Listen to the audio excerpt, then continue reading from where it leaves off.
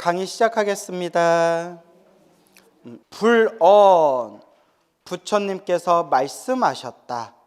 선제, 선제. 제는 그냥 어조사 제자예요. 특별한 뜻은 없어요. 뭐 감탄의 표현 쓸 때 이 제자를 붙이기도 해요. 선제, 선제. 훌륭하다, 훌륭하다. 수보리여, 여여소설. 그대가 말한 바와 같이.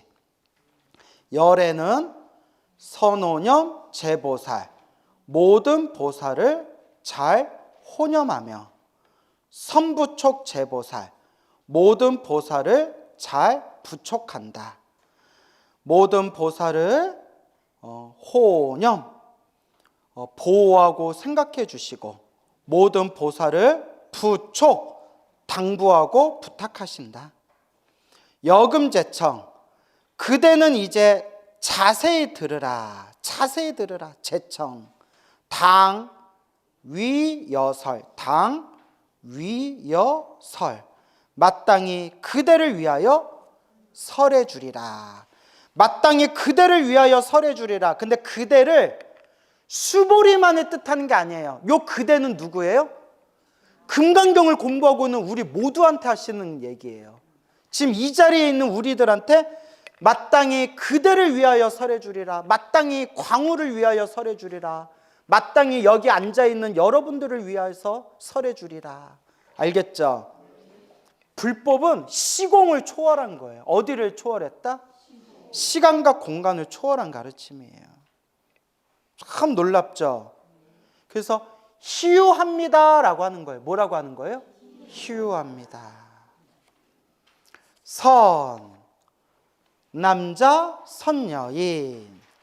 선남자, 선여인이 발, 안욕 따라 삼맥 삼보리심, 안욕 따라 삼맥 삼보리의 마음을 일으킨다면, 응당히, 마땅히, 여시, 이와 같이 머무를 쭉, 머무르며, 이와 같이 머무르며, 여시, 이와 같이 항복기심, 그 마음을 항복받아야 한다. 유연, 세존, 유연, 예, 윗사람한테 쓰는 표현이에요. 윗사람을 향해서 대답할 때 쓰는 표현이 유연이에요. 예. 근데 어떤 분은 이제 유를 오직 유자로 그냥 뜻을 오직 유, 그러하련. 그래서 어떤 분은 오직 그러하겠습니다, 세존이시여. 이렇게 번역한 분도 있어요. 뜻이 크게 틀리지는 않아요. 오직 그러겠습니다. 오직 부처님이 말씀하신 그대로 잘 듣겠습니다. 오직 유, 그러하련. 오직 그러하겠습니다. 이렇게 그냥 직역하신 분도 있어요. 뭐 나름 번역이 멋있죠. 근데 그냥 원래 한문에서 쓰는 표현은, 유연은 윗사람한테 예 하고 대답하는 그냥 표현이에요. 알겠죠? 그러니까 번역은 끊임없는 제2의 창작인 것 같아요. 그래서 가끔 제가 금강경을 다 알아도 이 큰 스님께서는 이걸 어떻게 해석하셨을까? 저 공부를 많이 한 저 불교학자는 요 문장을 어떻게 해석했을까? 이렇게 보거든요. 그러면 야, 이걸 또 이렇게 해석했네? 감탄할 때도 있고, 심지어는 와, 어떻게 이따구로 해석을 했냐? 진짜 이해가 안 될 정도로 이상하게 해석한 경우도 있고. 그래서 느낀 게 번역은 끊임없는 제2의 창작인 것 같다. 그래서 우리는 뭐 문장 하나하나, 단어 하나하나에 걸리는 게 아니라 여기서 말하고자 하는 그 의미가 무엇이냐, 여기서 말하고자 하는 그 교훈이 무엇이냐, 그걸 파악하는 게 중요해요. 알겠죠? 유연 세존, 예, 세존이시여, 원요 용문이라고 됐죠? 자, 그럼 이제 잘 보세요. 원이 원할 원자예요. 원할 원. 요는 좋아할 요, 바랄 요라는 뜻이 있어요. 즐거운다고 해석할 때는 즐거울 락이라고 해야 돼. 그죠? 즐거울 락, 좋아할 요. 욕은 하고자 할 욕, 뭐뭐 하고자 하다. 문은 들을 문. 그럼 예스님들은 뭐 어떻게 해석했냐면 뭐 원하옵건대 락, 요라고 하든 락이라고 하든 즐거이 욕문 듣고자 하옵니다. 욕이 무슨 욕이라고 했어요? 하고자 할 욕. 문자는 무슨 문이에요? 들을 문. 그러니까 원하옵건대 즐겁게 듣고자 하옵니다. 보통 이렇게 많이 해석해요. 그죠? 그래서 우리 한글본에 보면 여기서도 수고리는 즐거이 듣고자 하였습니다. 즐거이라고 들어갔죠. 그러면 누가 이렇게 질문을 던져요. 즐겁게 듣고자 합니다 하면 요라고 발음하면 안 되고 락이라고 발음해야 되지 않습니까? 즐거울 락이라고 해야 되지 않습니까? 그래서 이제 실제로 우리가 불교 이렇게 금강경 숱한 책들을 보면 원락 용문이라고 돼 있는 책도 있고요. 보통 여기 조계종 우리 표준 금강경에도 나오죠. 우리 절집에서는 보통 원요 용문을 원칙으로 삼았어요. 근데 또 다른 금강경 독송하는 다른 단체에서는 원락 용문이라고 해야 된다라고 주장하는 데도 있어요.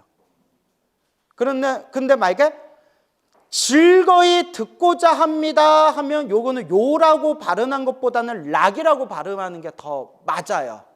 그 큰 스님도 있게 스님 그럼 원락 용문이라고 해야지 왜 원요 용문이라고 합니까? 하면 뭐 여러 가지 얘기해요.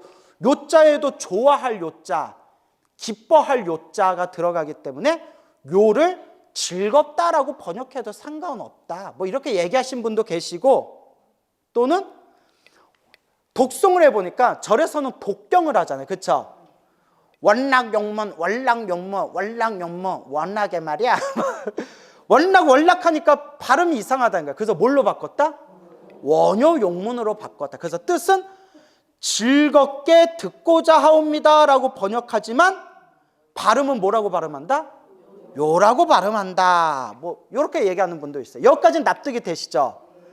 나도 그렇게만 알고 있었어요. 그러면서도 전 또 꼬치꼬치 따지는 걸 좋아하거든요. 사람관계는 따지는 거 별로 안 좋아해요. 사람관계는 따질수록 피곤해져요.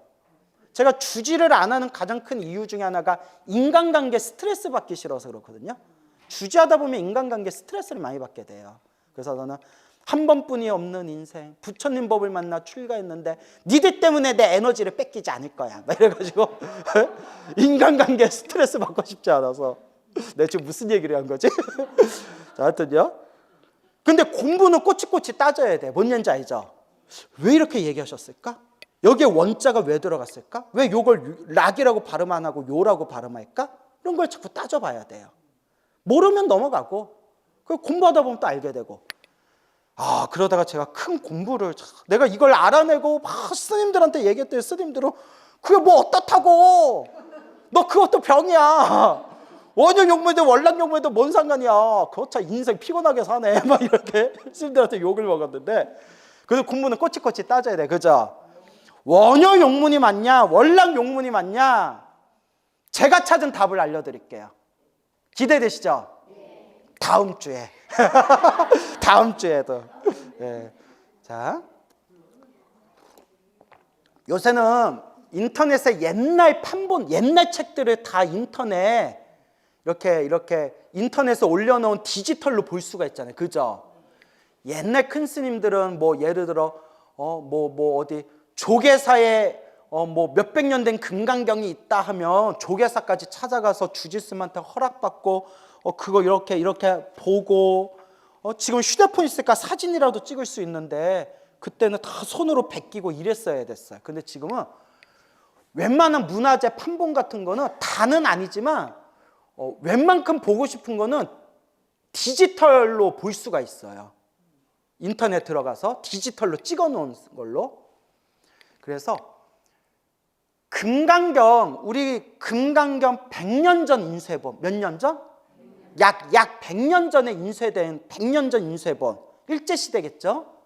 100여 년 전에 한문 금강경 옆에다가 한글로, 그러니까 한문을 모르는 사람들도 따라 읽으려고 이렇게 우리 한글로 이렇게 한문 옆에다 한글로 음을 붙여놨죠? 100년 전 판본에 보면 원락 용문으로 되어 있어요. 뭔 얘기인지 알죠? 그래서 그 월락용문이 맞나? 근데 월락용문인데, 그래서 내 아는 스님한테 또 공부 많이 한 스님한테 물어봤더니 100년 전 뭐 인쇄판본에는 출판사에서 판든 거는 월락용문으로 돼 있는지 모르겠지만 절집에서는 원효용문으로 부르는 걸 원칙으로 삼았대요. 그러다 답을 찾았어요. 금강경 최초의 한글 번역본이 수양댕궁 세조시대 때 만들어진, 세조가 독실한 불자였어요. 나중에 단종 죽인 것만 후회했다는 그 기록에도 나온대요. 독실한 불자였는데, 근데 독실한 왕이 되기 전에도 독실한 불자였는데, 그 독실한 불자인데도 손에 피를 많이 묻혔어요. 그죠? 그것도 참 안타까워요. 그래서 이런 얘기를 한대요. 세조의 아버지가 누구예요? 세종대왕. 세종대왕의 아버지가 누구예요? 태종. 그래서 이제 이거 저도 아주 재미있는 걸 봤는데, 그 이제 역사 공부를 많이 하신 분이 쓴 글이에요. 태종은 철저히 실리주의자였대요. 무슨 주의자? 실리주의자. 철저히 실리주의자였대요. 그리고 세종은 완전히 그 학문을 좋아하는 공부파였대요. 세종대왕 엄청 공부 많이 한 건 다 아시잖아요. 그죠? 그리고 세조, 수양대군, 세조는 무대뽀였대요. 그래서 뭐라고 하면 불교를 예를 들어볼게요. 태종은 무슨 주의자라고 했어요? 실리주의자. 그래서 신하들이 태종한테 불교를 없애버리자고 건의를 했대요. 그러니까 태종은 뭐라고 했냐면 실리주의자잖아요. 지금 우리 명나라 조선시대 최고의 실리주의는 중국하고 관계를 잘 맺는 거잖아요. 그죠? 태종이 태종 스타일은 중국에서도 저렇게 불교를 열심히 믿고 있는데 중국을 따르고 있는 우리나라에서 불교를 다 없애버리면 곤란하지 않겠냐. 중국에 저렇게 불교를 열심히 믿으니 우리도 불교를 완전히 없애버리는 거는 좀 무리다. 그건 아닌 것 같다. 그러니까 진짜 실리주의죠. 그런 식으로 이제 신하들한테 얘기를 하는 스타일이라면, 세종은 무슨 주의자라고 했어요? 학구파. 신하들이 세종한테 불교를 없애버리시다 하면 세종이 이제 이렇게 얘기한대요. 이제 세종 스타일은 몇월 며칠까지 왜 불교를 없애야 되는지 원고지 몇 장으로 논문을 써가지고 가져와서 나랑 한번 토론해보자. 그 신하들이 질려서 안 한대요. 그 세종은 계속 공부하고 토론하는 걸 좋아한대요. 그래서 세종은 불교를 없애버립시다 이러면, 그래 왜 없애야 되는지 우리 공부하고 토론을 좀 해보자. 이게 이제 세종 스타일이고, 세조는 아까 뭐라고 했어요? 무대뽀. 이거는 이제 역사에 나오는 내용이래요. 신하들이 몇몇 이제 그 성리학에 푹 젖은 유생들이 세조가 불교를 좋아하는 걸 뻔히 알면서도 불교 욕을 하니까 불교를 억눌러야 됩니다. 왕께서 너무 불교를 좋아하시는 이거 문제가 있습니다. 뭐 이런 식으로 얘기를 했나 봐요. 세조가 이렇게 얘기했대요. 여봐라, 칼을 가져와라. 저놈의 모가지를 잘라서 부처님께 공양 올려야겠다. 무대뽀. 그 뒤로 세조 앞에서 불교 욕을 안 했대, 아무도. 그러니까 스타일이 다르죠. 할아버지였던 태종은 실리주의. 야, 중국에서 불교를 좋아하는데 우리가 너무 불교를 없애버리면 그것도 문제지 않겠냐. 이렇게 현실적인 정치 감각이 뛰어났고, 세종은 학구파.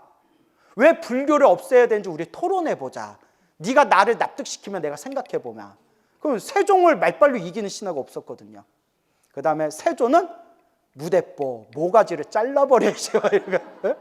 여러분 어떤 스타일이 좋아요? 상남자 스타일 좋아하는구나. 네? 자, 뭔 얘기하다 여기까지 왔지? 세조가 불교 경전을 번역하기 위해 한글 훈민정음으로 불교 경전을 번역하기 위해서 강경도감이라는 걸 만들어요. 역사책에서 봤나요? 강경도감. 예전에 국사 공부할 때 강경도감이라는 거 들었을 때 마음에 와닿지 않았는데, 지금 제가 한문으로 된 불교 공부하면서 그 당시 왕명에 의해서, 세조시대 때 왕명에 의해서 그 당시 가장 한문을 잘 아는 한글로 훈민정음으로 가장 꼼꼼하게 번역을 가장 잘해놓은 경전책들이 강경도감이에요. 그때 능엄경, 원각경, 금강경, 아미타경, 법화경 등등이 그때 번역된 거예요. 그래서 저도 지금 한문으로 공부하다가 요 내용을 어설프게 이렇게 번역이 넘어간 내용을 꼼꼼하게 보고 싶을 때 강경도감에서 번역한 걸 이렇게 비교해 보면 시원하게 뚫릴 때가 있어요. 왜냐면 꼼꼼하게 번역했거든요. 그때 한문의 천재들이 불교경전을 훈민정음으로 번역할 때 꼼꼼하게 번역하셨어요. 물론 지금은 현대 불교학이 발달해서 지금 눈으로 보면 강경도감에서 번역한 것도 좀 틀린 내용이 있다 없다 있어요. 근데 그걸 완벽할 수는 없잖아요. 요새는 현대 불교학이 너무 발달해서 비교 대조해 보면 요거는 왜 이렇게 번역했을까라는 부분도 있지만 하여튼 굉장히 크게 도움이 돼요.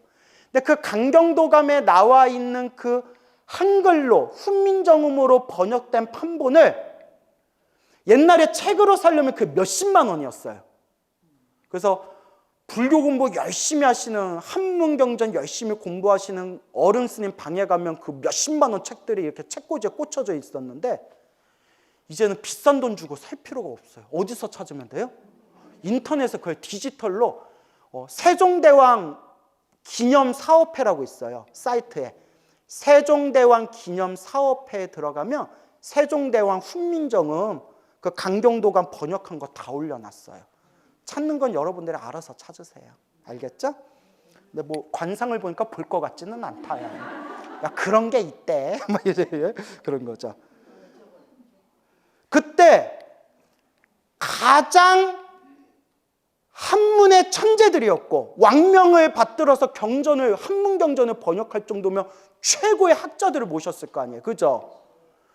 최고의 한문을 잘 보던 학자들이었고 왕명에 의해서 훈민정음으로 부처님 한문경전을 꼼꼼히 번역했을 거 아니에요. 그죠? 그러면 그때 번역하면서 한문 옆에다가 요건 요렇게 발음해라 라고 한글 음도 붙여놨어요. 강경도감에. 100년 전 금강경 판본에는 원락 용문으로 인쇄된 판본들이 있는데 세조시대 때 꼼꼼하게 훈민정음으로 번역한 금강경 판본에는 원효 용문으로 돼 있어요. 이제 알겠죠? 예, 세조의 강경도감에는 원효 용문으로 돼 있는데 이제 여기서 중요한 거예요. 뭘 알았냐면 강경도감에서 원효 용문으로 한글 음을 붙여놓고 번역을 할 때는 즐거이, 즐겁다라는 표현이 없어요. 계속 들으셔야 돼요. 월락 용문할 때는 무슨 락자예요? 즐거울 락자. 그런데 세조시대 강경도감 금강경 판본에는 원효 용문 해놓고 번역할 때 즐거이라는 표현이 있다 없다? 없어요. 그럼 왜 없냐? 왜 없는지를 알아야 되잖아요. 왜 강경도감에서는 금강경 번역할 때 즐거이라는 표현을 왜 안 집어넣었을까? 왜냐면 한 글자 한 글자 지나칠 정도로 꼼꼼하게 번역을 하는데 왜 요자의 뜻을 뭐라고 강경도감에서는 번역했을까? 궁금하죠? 그러면 따라보세요. 원할 원, 원할 요, 원할 욕, 원하고 요하고 욕하고 다 같은 뜻으로 봐요. 한문 용법으로. 발할 원, 발할 요, 발할 욕으로 봐요. 뭔지 알죠? 그러면 요자를 왜 붙였냐? 한문의 음절상 4글자씩 짝을 맞춘 거래요. 이걸 이제 음을 맞춘 거로 표현해요. 뭘 맞췄다? 그래서 따라해보세요. 발할 원, 발할 요, 발할 요. 그래서 뭐라고 번역하면 듣기를 바라옵니다. 듣기를 원하옵니다. 이렇게 해석했어요. 뭔 얘기인지 알죠? 즐거이라는 표현이 들어간다, 안 들어간다? 안 들어간다. 그래서 원자도 원할 원, 요자도 원할 요, 욕자도 원할 요. 문자는 무슨 문자예요? 들을 문. 그러니까 원요 용문하면 뭐라고 번역했다? 그냥 듣기를 원하옵니다. 듣기를 바라옵니다. 이제 이해 가시죠? 그러다가 100년 전 판본에 원락 용문이라고 인쇄되고 원하옵건대 즐거이 듣고자 하옵니다. 근데 솔직히 번역상으로 보면 즐거이라는 표현이 들어간 게 더 좋아요. 그러다 보니까 저희 집에서도 주변에서도 읽기는 원효용문이라고 읽고 번역할 땐 뭐라고 번역해요? 즐거이 듣고자 합니다. 이해 가십니까? 그러면 여기서 제가 또 여기서 멈출 수가 없잖아요. 갑자기 제가 궁금증이 든 거예요. 즐거이가 들어가는 게 맞을까요? 안 들어가는 게 맞을까요? 들어가는 게 솔직히 더 어감이 좋죠. 즐거이 듣고자 하옵니다.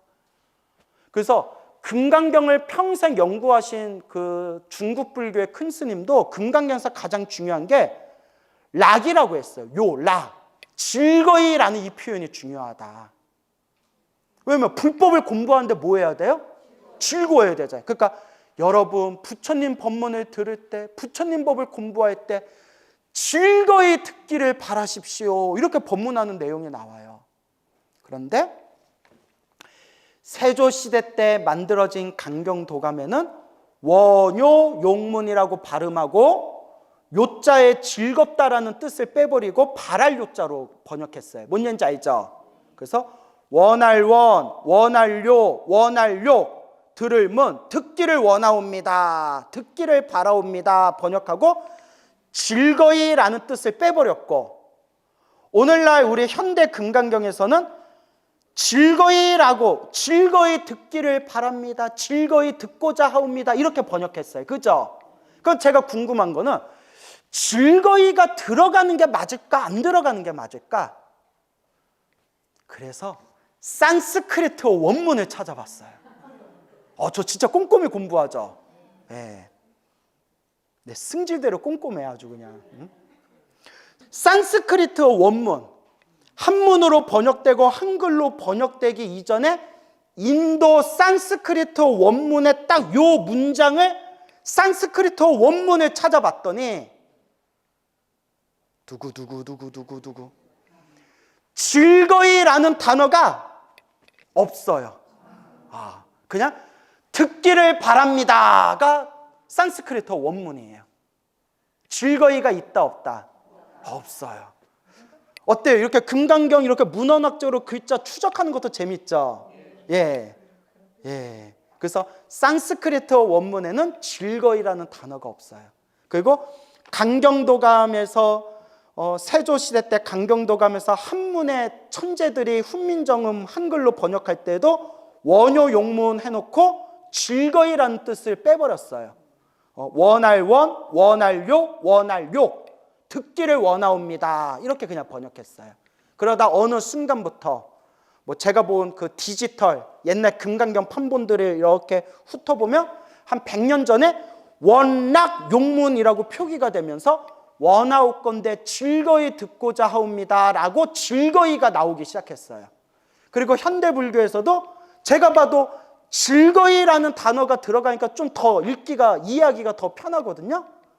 그러니까 이렇게 조계종 표준에도 즐거이라는 단어가 들어가게 됐어요. 즐거이가 들어가든 안 들어가든 상관이 있다 없다? 상관없어요. 그거 들어가면 더 좋아요. 즐거이 얼마나 좋아요. 얼마나 즐거워요. 다만 저처럼 그냥 글자 하나도 꼼꼼히 한번 따져봐서 공부해봤더니 산스크리트 원문에는 굳이 즐거이라는 단어가 들어갔다 안 들어갔다?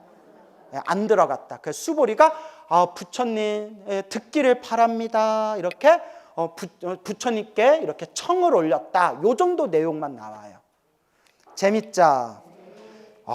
여러분 그냥 여러분 입 벌리고 있으니까 금강경 그냥 퍼주잖아요. 그냥 다 퍼줘. 이거 평생 금강경 봐라. 즐거이가 원래 나오는지 안 나오는지, 광호 스님은 즐거이 나오든 안 나오든 그냥 즐거이 금강경 읽으면 되지 뭘 저렇게 따지는지. 그럼 별의별 생각 날 거 아니에요. 그런데 따라해 보세요. 학문의 즐거움. 무슨 말인지 알죠? 즐겁잖아요. 모르는 거 알게 되는 즐거움. 금강경에 원래 또 이런 뜻들이 있구나. 이런 즐거움이죠. 재밌죠?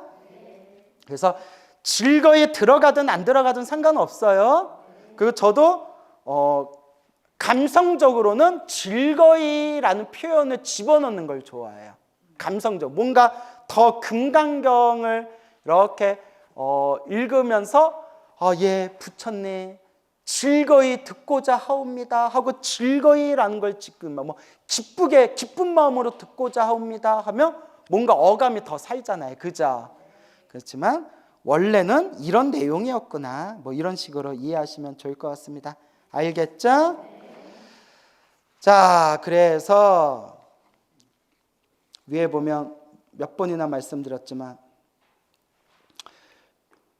여시주라고 나오죠. 응당 이와 같이 머물러라 했대. 어떻게 머물러야 됩니까? 답이 따라해보세요. 4분 묘행무주분. 8페이지로 와보세요. 8페이지에 묘행무주분이라고 있죠? 4분, 4 묘행무주분. 이게 응당 이와 같이 머물러야 된다의 답이에요. 알겠죠? 그 다음에 이와 같이 그 마음을 항복받아야 된다. 어떻게 항복받아야 되겠습니까? 이와 같이 그 마음을 항복받아라의 답은 몇 분이에요? 5분 한 사람 내가 때려줄 거야. 저번에도 그렇게 얘기했는데 3분이라고 했잖아요. 3분! 몇 분? 저번에도 피를 쏟구치는 마음으로 그렇게 내가 얘기를 했잖아요. 거꾸로 해야 됐을까 헷갈리지 말라고. 나는 여러분들 마음 알아. 5분 한 사람 마음 나 알아. 4분 나왔으니까 당연히 몇 분이겠지? 5분이겠지. 그런 아니란 마음으로 어떻게 인생을 사실 거예요? 아시겠죠? 다시요. 자, 따라해보세요. 여시주 머무를 주. 어떻게 머물러야 됩니까? 답이 몇 분이라고요? 4분. 따라해보세요. 항복기심. 어떻게 그 마음을 항복받아야 되겠습니까? 답이 몇 분이라고요? 3분. 알겠죠? 두 가지. 주하고 항복을 기억하라고 했죠? 주, 어떻게 머물러야 됩니까? 항복, 어떻게 항복해야 됩니까? 그러니까 숫자가 이렇게 바뀌어 있어요. 그래서 어떻게 머물러야 됩니까? 이와 같이 머물러라. 머무름에 대한 답은 몇 분이라고요? 4분. 어떻게 그 마음을 항복받아야 되겠습니까? 이와 같이 그 마음을 항복받아라. 답이 몇 분이라고요? 3분. 그리고 어떻게 머물러야 되겠습니까? 어떻게 항복받아야 되겠습니까? 그 답의 핵심 요점만 싹 정리해서 얘기한 게 5분 4국이에요. 범소유산 개시어만. 앞에서 다 얘기했어요. 알겠죠? 자, 다음 시간에 또 얘기하고 또 화낼 거예요. 알겠죠? 금강경 강의하면서 화를 다 내니까 일주일 동안 속이 다 편해. 아주 여서 스트레스를 내가 다 풀고 다녀. 아직도 모릅니까? 막 이러면서 이제 나 큰 소리 좀 안 나오게 좀 만들어 주세요. 알겠죠? 그래요. 자, 그래서 대승정종분에서 어떻게 그 마음을 항복받아야 되겠습니까? 그러니까 부처님께서 자 보세요. 부처님께서 수보리에게 말씀하셨다. 모든 보살, 마하살은 여기 나오잖아요. 응당, 여시 이와 같이 항복기심, 그 마음을 항복받아야 한다. 그러니까 어떻게 항복받아야 되느냐, 그게 내용이 이어서 쫙 대승정종분에서 나오는 거예요. 알겠죠? 그래서 대승정종분하고 묘행무주분이 아주 중요한 거예요. 어떻게 머물러야 되겠습니까? 그게 묘행무주분에 나오고요. 어떻게 항복받아야 되겠습니까? 그게 대승정종분에 나오고요. 어떻게 머무르고 어떻게 항복받아야 되겠습니까? 라는 답이 대승정종분하고 묘행무주분에 나온다고 했죠. 그 마지막 요약 정리가 5분 범소유산 개시어망이에요. 알겠죠? 그래요. 이런 걸 우리 금강경 선지식들께서 평생을 금강경 연구하면서 우리들에게 다 알려주신 거예요. 알겠습니까? 그래서 우리 금강경 공부 열심히 합시다. 그래서 다음 시간에는 대승정종분, 금강경에서도 가장 중요하다는 대승정종분, 대승, 큰 수레, 모든 중생을 다 제도하겠습니다. 모든 중생과 다 함께 성불하겠습니다라는 큰 수레가 무슨 승? 대승. 정종, 바른 핵심, 바른 가르침, 바른 종지, 바른 핵심, 대승정종분, 대승의 바른 핵심을 말하는 부분이다 라는 뜻이에요. 그거 얼마나 중요하겠어요. 대승의 바른 핵심이다. 그러니까 금강경을 외우고 금강경의 뜻을 이해하면 대승불교가 술술 풀려요. 금강경 법화경만 제대로 이해하면 대승불교가 뻥 뚫려요. 근데 왜 10년을 금강경을 외우고 20년을 금강경을 외워도 왜 금강경 뜻을 잘 모르느냐? 읽기만 하지 자세히 안 들어서 그래요. 읽기만 하지 자세히 공부를 안 해서 그래요. 읽고 소원 성취만을 바랄 뿐이지 금강경의 이 뜻이 무슨 뜻인가 꼼꼼하게 안 따져봐서 그래요.